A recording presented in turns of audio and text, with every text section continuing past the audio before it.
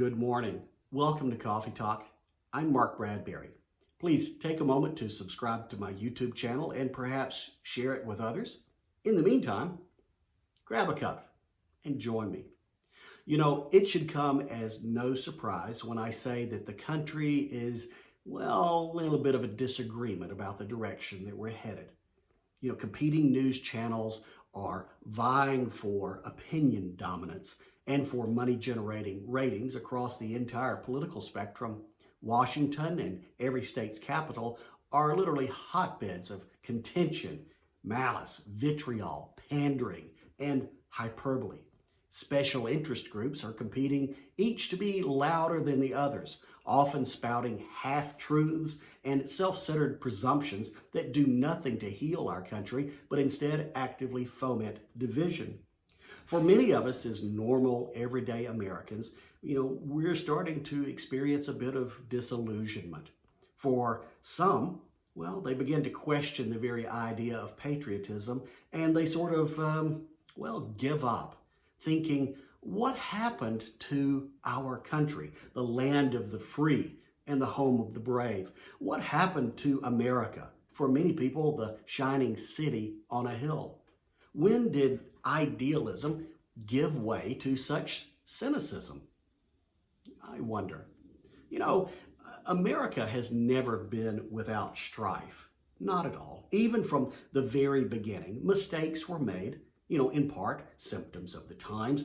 Wrongs were perpetrated and errors were made as the young country struggled to define and establish itself. But, Americans of all creeds, colors, and ethnic origins, both those who were here in this land to begin with and those who came from afar, have grown together over time around a few central ideas. They were positively conceived, but a little imperfectly applied at times. But consider these. Everyone is created equal. Everyone has an undeniable right to life, to freedom, and to the pursuit of happiness. Everyone has a responsibility to act for the common good and the welfare of others. And everyone has a right to worship the Creator in the way they see fit, even if not at all. Such things are the basic underpinnings of our society, and they are indeed worth fighting for.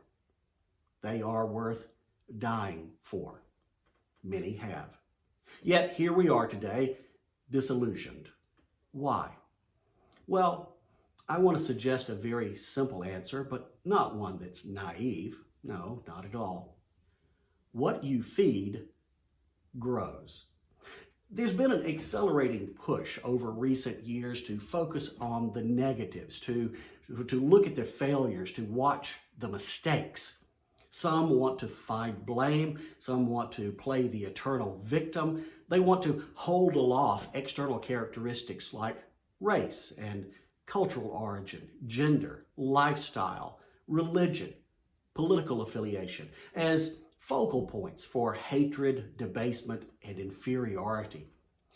Inordinate negative focus creates excessively negative results.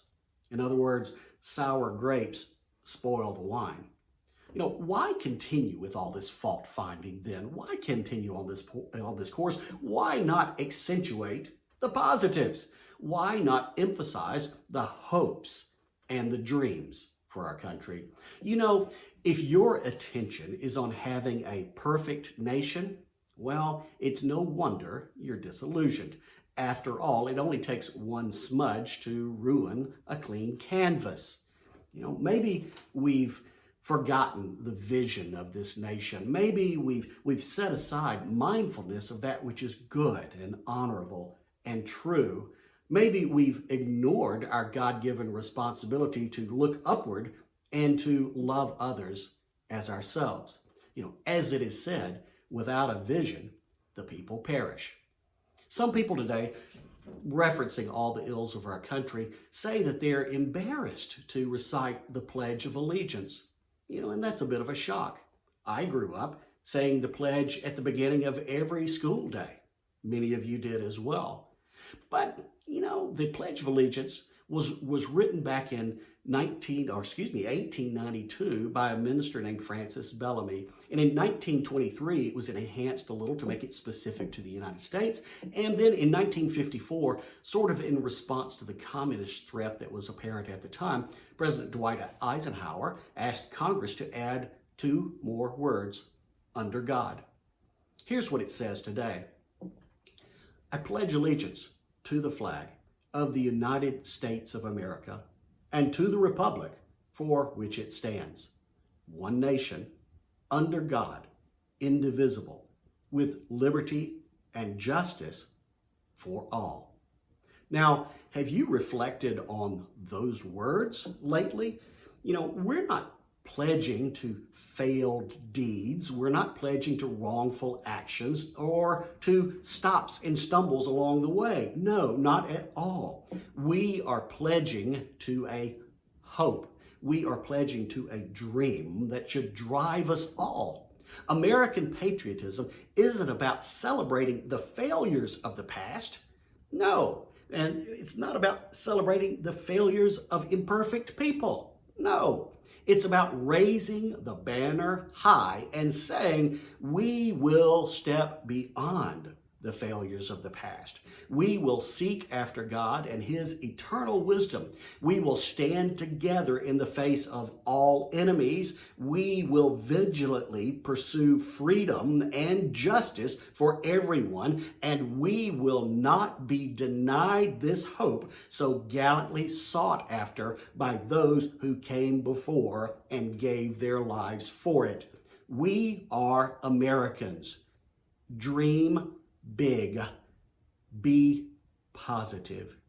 Dare to do it. And enjoy your coffee.